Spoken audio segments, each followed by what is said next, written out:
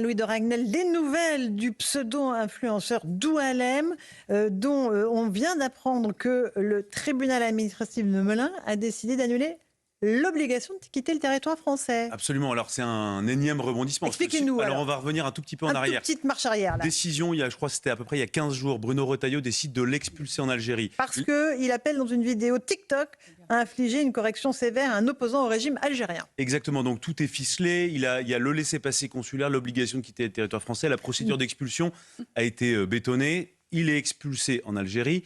Les Algériens refusent sa présence sur le territoire algérien et même prononcent une décision d'interdiction du territoire algérien.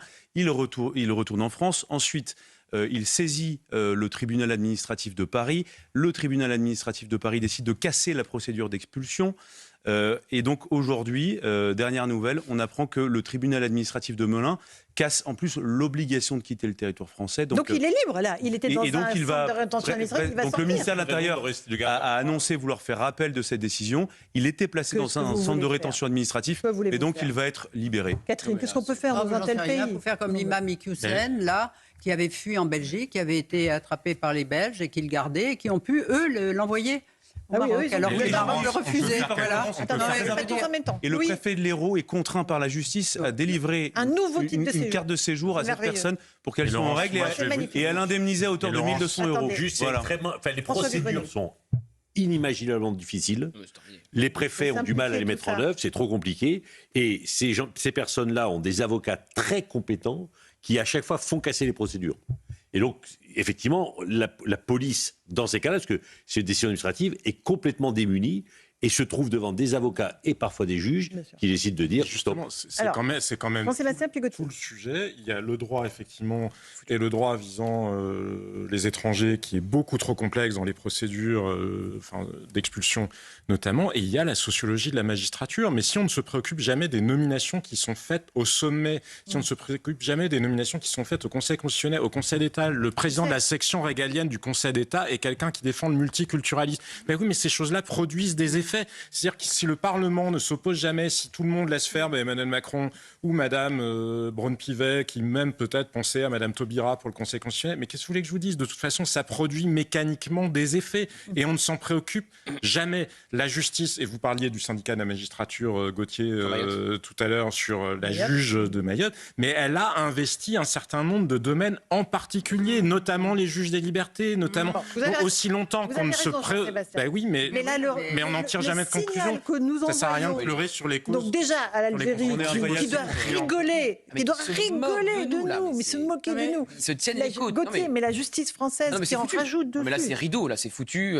Voilà, on a un ministre de l'Intérieur qui fait tout ce qu'il peut, qui a une vraie volonté politique de faire bouger les lignes sur un homme, un influenceur. Il l'envoie en Algérie avec un passeport algérien. L'Algérie le refuse. On ne peut rien faire. On le reprend. Il a un parti politique, la France Insoumise, qui reprend tous les arguments d'Alger et qui déstabilise la France et qui vote même une résolution au Parlement européen pour que Boualem Sansal reste dans sa geôle. Tribunal administratif de Paris, on casse sa décision d'expulsion tout en disant que cet homme est dangereux et qu'il faut l'expulser. Alors là, c'est magnifique. Mais vous comprenez, il faut l'expulser, mais pas par la procédure d'urgence, par l'autre procédure. Très bien, donc ça, c'était la semaine dernière.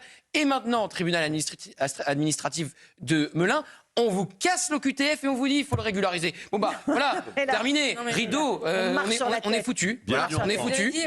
L'Algérie doit bien rigoler, mais je pense qu'en effet, Tebboune est en train d'être plié en deux de rire, parce que dans son interview à l'Opinion au début de semaine, il appelait la France à respecter l'état de droit, alors que lui, qu'est-ce qu'il fait en Algérie?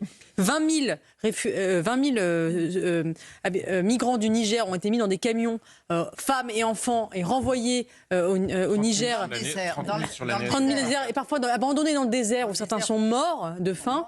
Et le gars vient de nous donner des leçons de droits de l'homme. Il doit effectivement bien rigoler. Ce sont 30 000 migrants. Non, mais la question qui se pose, la question qui se pose aujourd'hui, c'est est-ce que Bruno Retailleau doit démissionner? Est-ce qu'il doit mettre en scène sa démission en disant écoutez, moi j'essaie d'agir, je ne peux pas, l'état de droit me lie les mains, je n'arrive pas à agir. Dans ces conditions-là, il n'est pas possible d'agir. Et mettre en scène sa démission comme un aveu d'impuissance face à l'état de droit. Vous avez raison, c'est fort d'ailleurs. Non, mais c'est une vraie question qui se pose pour Bruno Retailleau. Bien sûr, mais il l'avait dit. Son impuissance, là, il n'y peut rien, mais c'est ça. La justice française lui casse les pattes. Avec les textes actuels. La solution pour lui, c'est de dire il faut changer ses textes. Mais il ne peut pas, il n'a pas de majorité. Il n'y a pas de majorité à l'Assemblée. Sincèrement, moi j'ai eu le cas, c'était l'imam de Sarcelles, celui qui s'est retrouvé plus ou moins impliqué dans l'attentat à la préfecture de police. Faire expulser quelqu'un qui est...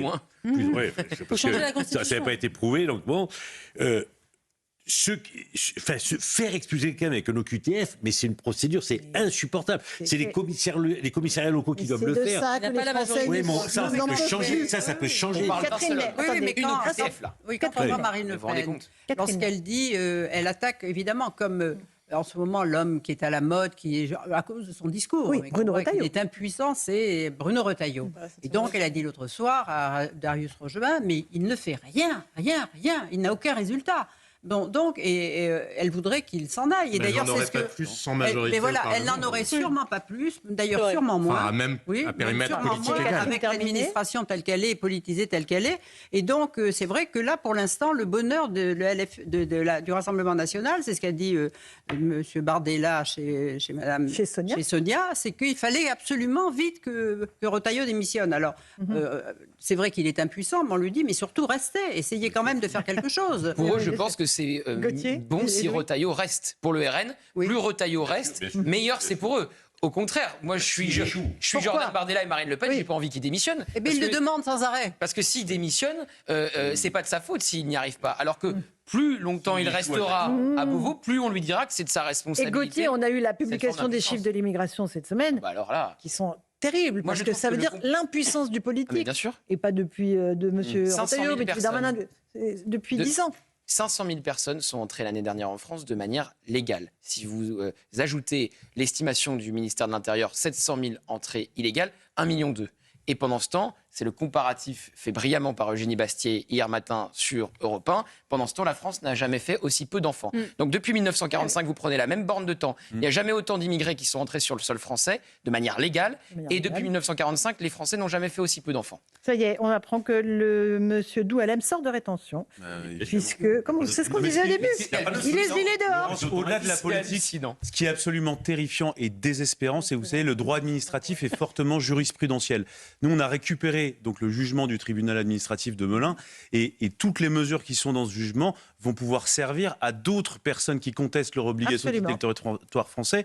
Donc, ils vont s'en servir et je pense que ça va faire des petits. C'est ça qui est désespérant. Et les avocats de M. Doualem disent, voilà, c'était un acharnement féroce, aveugle, aujourd'hui sanctionné. Le ministère a joué son va-tout, a perdu. Nous dénonçons. Non, mais c'est une humiliation épouvantable. Pour Bruno Retailleau, c'est une humiliation parce qu'il avait quand même salué les forces de police qui avaient fait ce qu'il fallait. Là, c'est une humiliation. C'est pour la France. Ça veut dire que même l'appel, et donc pour la France, bien sûr, l'appel n'est pas suspensif. Non.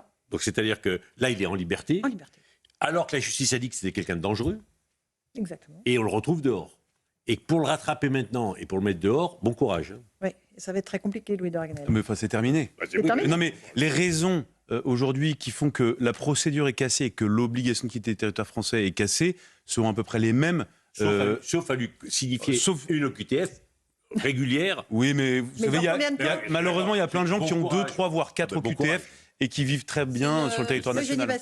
C'est un peu la même humiliation que Darmanin avec l'affaire IQSN. En réalité, c'est un peu le Sauf qu'il avait réussi. À la fin, il était parti quand même. Non, mais parce qu'il s'était enfui.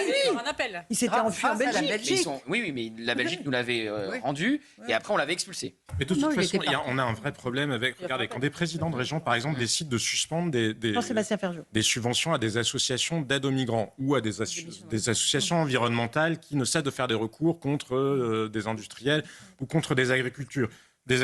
Que se passe-t-il ? Vous avez des magistrats qui arrivent et qui imposent aux régions concernées de reprendre les subventions. Donc de toute façon, on a une question démocratique fondamentale. Les magistrats, ou certains magistrats français, ont de toute façon, mais aussi par la complexité du droit, ça n'est pas que par intention politique, mais quand on cumule ces intentions politiques et la complexité du droit, nous ne sommes plus dans un État où le peuple est souverain. On est d'accord. Ça fait longtemps qu'on a perdu notre souveraineté.